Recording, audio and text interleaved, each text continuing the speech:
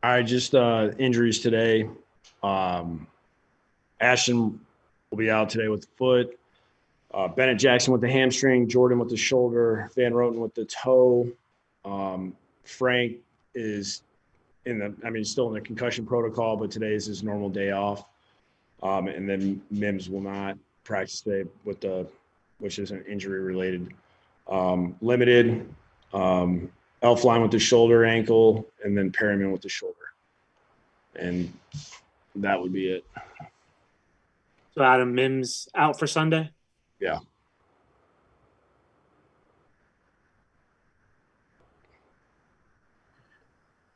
Is he? This is due to the protocol, right? Correct. I mean, how do you feel as a coach? I mean, obviously these protocols are in place for a reason and they're serve a purpose. But on the other hand, you have a healthy guy who can't play. So I'm just curious from a coaching standpoint how that. Yeah, I mean, obviously he's been trending in the right direction. He's been a big reason why we've had some better games, since he's been playing. The protocols are what they are, and he had to handle family business. So, which we support because we felt like that was the right thing for him to do.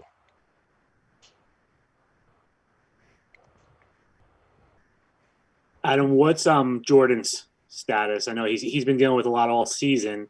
So for him to be missing practice now, does that mean it's gotten worse? Yeah, no, I mean, I don't know if you saw at the end of the half. I think it was the last play of the half. I mean, you see a guy come off the field like that where it does not look like his shoulder is intact.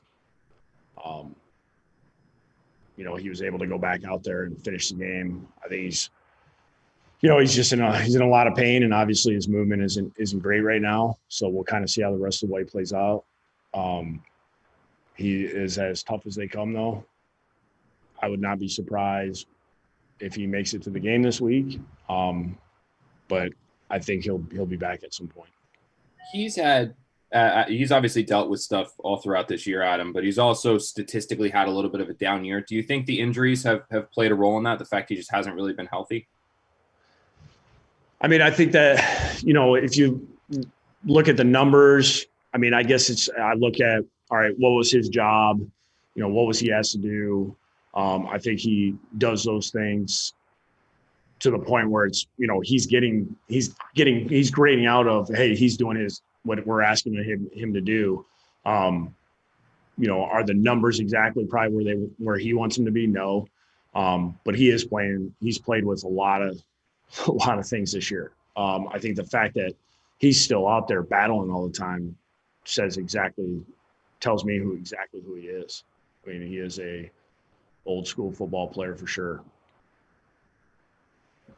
Adam, is Denzel back with you guys or not yet? Not yet. Adam, what are your thoughts just on watching Jamal on tape and how he's doing and how they've been able to use him? Yeah, he's done a good job, especially in their blitz packages. Doing really well versus first and second down. Definitely nightmare for anybody that he's going against. Even when he's not pressuring, just instincts of playing against the run, getting involved in the zone drops when it's a play action pass. Third down, he's tough to go against. Obviously, I mean we've watched it. Everybody here's watched it for multiple years. Takes advantage of matchups when he gets matched up on tight ends and running backs. I mean, they can't block him. Makes it really difficult for a quarterback to hold on the ball for a long time. Adam, what are your feelings on just kind of how everything ended with Jamal back in July and through the spring? Yeah, I mean, that's just one of those things where, however it worked out, I mean, I guess that's the business. I thought he did a good job when he was here and played hard and, sold out and tried to do everything he could to help us win. I mean, at the end of the day, we couldn't come to an agreement, he's in Seattle and playing well for them. So, I mean, that's just kind of the NFL. What was your relationship like with him when he was here, Adam? I know, like you had mentioned about when you first arrived that he was. I thought it was good, but obviously he felt different. I don't know. I never had any poor interactions with him. I thought everything was he was somebody I talked to a lot and communicated with, and it just kind of once off season hit, I mean, that's kind of where there's nothing I can do. I'm not in charge of contracts. I'm not involved in those talks. I mean, that's kind of where his agent and front office guys got to go to work. So you thought you had a good relationship with him. So when he made those comments right as he was getting traded, did that hurt you? Yeah, I mean, it just surprised me. But, I mean, it is what it is.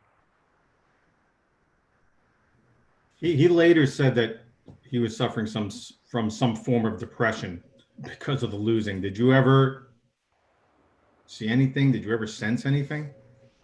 I mean, we had talked about I knew when we lost how much it hurt him. Like I knew that he's a competitor, man. He has no interest in coming on the wrong end of the stick in the wins-loss column. He feels like he sells out and gives everything he has, and he wants to win. I mean, he wants to do everything he can to win.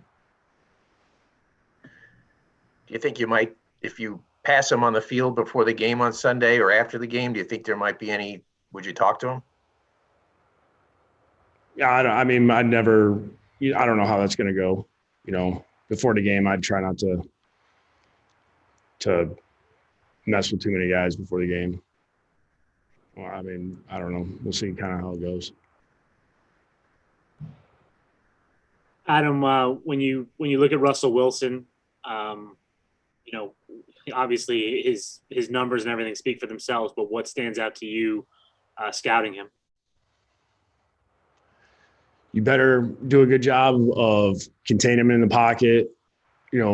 Once he if he doesn't like what he's got going on and he breaks the pocket, then it can become a real issue. Now you're looking at bigger plays, than him just standing back there, because everybody gets all spread out, and all of a sudden now he hits a guy, moving out of the pocket. Now you got a possibly really bad thing happening where he can hit guys down the field. The arm strength looks phenomenal. Accuracy is still what I remember, going against him in the past.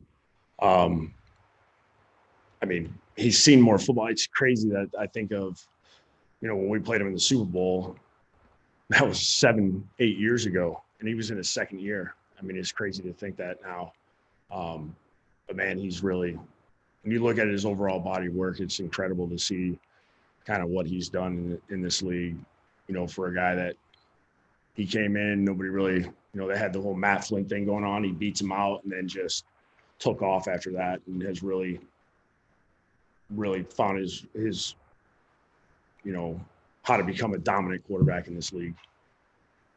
You guys, you opened the window on Bless Austin. I was wondering how he looked at practice. I mean, good. He looks good. Everything looks good. Physically, I think he's in a good place mentally as well. I'm hoping everything goes smooth the rest of the week to where we can get him activated. How do you deal with a guy as big and as fast as Metcalf? It's tough. You got to do a good job of playing physical. You got to find different ways to disrupt his routes. You want to try to keep him in front of basically your defense as much as possible, and then you have to do a good job of tackling. You gotta gang tackle, and sometimes it's hard when it's an outside guy that's that big, because you need a lot of guys to come to the party. When it's one-on-one, that's where it can get a little dicey. Adam, the Seattle defense, the one you faced in the Super Bowl and kind of had so much success, there's been a lot of offshoots of that with Gus Bradley getting hired places, Dan Quinn getting hired. Is what they do still the same as, back in the Legion of Boom days, or is it completely different? Yeah, it's different. It's different in the aspect of they're playing to their personnel. That group that they had there was was, I mean, they drafted, signed the guys that, like, for that defense, it was constructed perfect. I mean, they had guys that were the ultimate plant and drive guys. I mean, you caught a ball at 4 yards, you got 4, and you got hammered when you got 4. You know, just thinking back, like Bobby Wagner and KJ Wright. I mean, those guys, they're still playing there, but man, when it was back then, it was, I mean, those windows closed so fast. I mean, those guys were so good. The change of direction on that whole team was phenomenal. The rush was brutal. I mean, that's when, you know, Earl and Cam Chancellor and Sherm were there. I mean, it just felt like no one was ever open. It was, you know, I mean, we had a team that scored 600 points and what could muster up 8 and 14 or something like that. It's crazy how good that defense was. Are there any questions for Coach?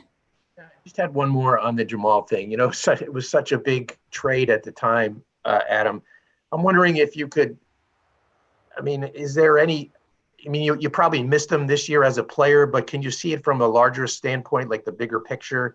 You know, would you agree that it hurt in the short term, but that the long term could be beneficial because of the draft picks and so forth? I guess I'm asking if there's any seller's remorse, what I'm asking. I think both sides got what they wanted.